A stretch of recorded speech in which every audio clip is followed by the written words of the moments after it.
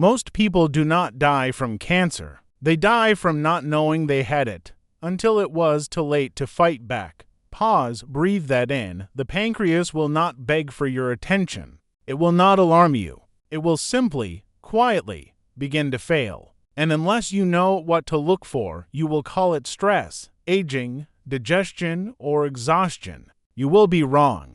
And that mistake could cost you everything. Stop what you are thinking right now. Because what I am about to tell you does not belong only in a medical journal. It belongs in every home, every conversation, every quiet moment of self-awareness. Today, I am not giving you a lecture. I'm giving you a language, the language your body has been speaking, hoping you would finally learn to understand it. The speech. There is a particular kind of awe that comes with studying the human body, not wonder at its beauty alone, but reverence for its intelligence. Every organ, every system, every biochemical cascade is a conversation the body is having with itself, constantly, tirelessly, with extraordinary precision. And within this conversation, there exists one organ that speaks the softest of all, one that performs some of the most critical work in human physiology while asking for almost nothing in return: the pancreas, roughly 6 inches long.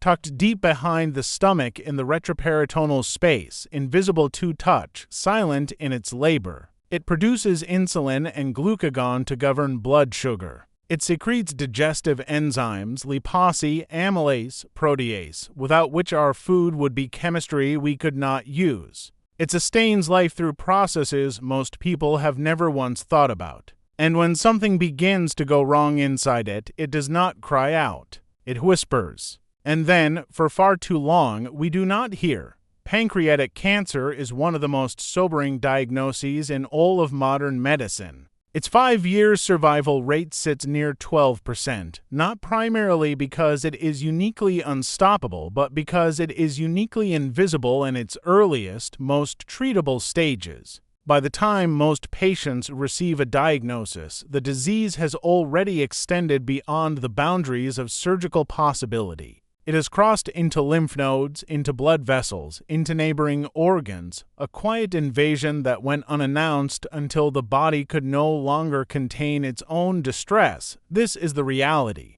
But reality, understood deeply enough, becomes the beginning of prevention. So today, with scientific honesty and genuine care, let us walk through 8 symptoms, subtle, overlooked, and dangerously misread, that the body uses to signal that something is wrong inside the pancreas. The first symptom is jaundice, a yellowing of the skin, a yellowing of the whites of the eyes. It looks almost poetic, as though the body is shifting to another palate. But the biology beneath it is precise and urgent. Pancreatic tumors frequently arise in the head of the pancreas, directly adjacent to the common bile duct. As the tumor grows, it compresses this duct. Bile, unable to drain into the intestine, backs up into the bloodstream. Bilirubin accumulates. The skin changes color. Most people explain it away as fatigue, poor liver health, or bad lighting. The word pancreas rarely enters the conversation early enough. The second symptom is pain in the upper abdomen that radiates into the back. Not acute, not dramatic. A persistent, gnawing discomfort, the kind you treat with an over-the-counter pill and plan to mention at your next appointment, which you reschedule twice. This pain often worsens after eating and when lying supine. It eases when you draw your knees toward your chest, instinctively, without knowing why. The tumor is pressing against the celiac nerve plexus, a dense network of nerves embedded in the upper abdomen. The body is trying to describe its own geography. We simply were not given the map. The third symptom is unexplained weight loss. Not the kind born of intention. Not the kind that arrives with discipline. The kind that comes silently, without invitation, regardless of what you eat. The cancer hijacks metabolism. It elevates resting energy expenditure. It suppresses anabolic signals. Muscle mass diminishes. Adipose tissue depletes. The person who was once solidly themselves begins to gradually disappear, and they cannot explain why. The fourth symptom is new-onset diabetes in adults over 50. Here is where science asks us to think more carefully about coincidence. When a person develops type 2 diabetes with no family history, no significant obesity, no classical risk pattern, that is not ordinary. That is the pancreatic beta cells failing because the architecture that housed them is being destroyed.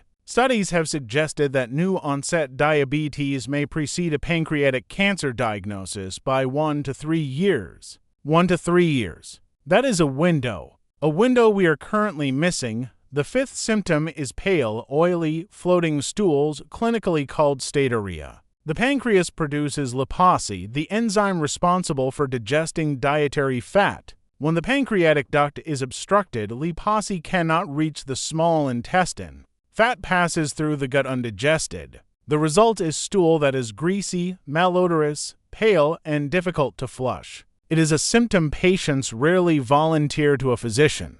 It embarrasses them. It seems unglamorous, but it is the body marking its own enzymatic failure with extraordinary biological clarity. The sixth symptom is persistent nausea and loss of appetite. On its own, this means little. In context, sustained and unexplained, it carries clinical weight. A growing tumor can compress the duodenum and stomach, delaying gastric emptying. Inflammatory mediators alter satiety hormones. The person stops eating not from choice, but because hunger has been chemically withdrawn from them. Meals become obligations they can no longer meet. The seventh symptom is the most philosophically arresting, sudden, unexplained depression or anxiety. Not grief, not situational stress. A mood shift that arrives without a narrative reason. Research now shows that pancreatic cancer can produce neurological and psychological changes that precede detectable physical symptoms. The proposed mechanisms involve inflammatory cytokines crossing the blood-brain barrier, disrupting serotonin and dopamine regulation. The tumor speaks to the mind before it speaks to the body in ways imaging can capture. Clinicians who have treated pancreatic cancer patients describe this phenomenon with quiet unease, the depression that arrived before the diagnosis. That carried no story except the one the biology was writing. The eighth symptom is the formation of blood clots, deep vein thrombosis, or pulmonary embolism. Pancreatic cancer creates a hypercoagulable state through the release of tissue factor and other procoagulant molecules into the systemic circulation. The blood, in response, becomes predisposed to clotting. A clot in the calf, a clot in the lung. In a person with no prior history of clotting disorders, no recent surgery, no prolonged immobility, this demands investigation that goes beyond the clot itself. The river is thickening. Something upstream is making it do so. What I want to leave you with is not fear. Fear is a poor physician. What I want to leave you with is attention, the specific, educated, scientific attention that transforms a vague discomfort into a question worth asking aloud. Every symptom I have described tonight is not the body betraying us. It is the body attempting, with the only language it possesses, to alert us. The pancreas, silent, faithful, hidden, has been composing these messages for months, sometimes years, before the diagnosis arrives. We live in an era of extraordinary medical capability. Endoscopic ultrasounds, CA19-9 biomarkers, contrast-enhanced CT imaging. These tools exist, but they can only be pointed at a target that someone has thought to look for, and that thought, that quiet, informed suspicion begins here, with awareness, with conversation, with the willingness to take your body's whisper seriously before it is forced to scream. The pancreas will not beg for your attention. So give it your attention, willingly, wisely, and while there is still time, the body never lies. It simply waits, sometimes too long, for someone to finally listen.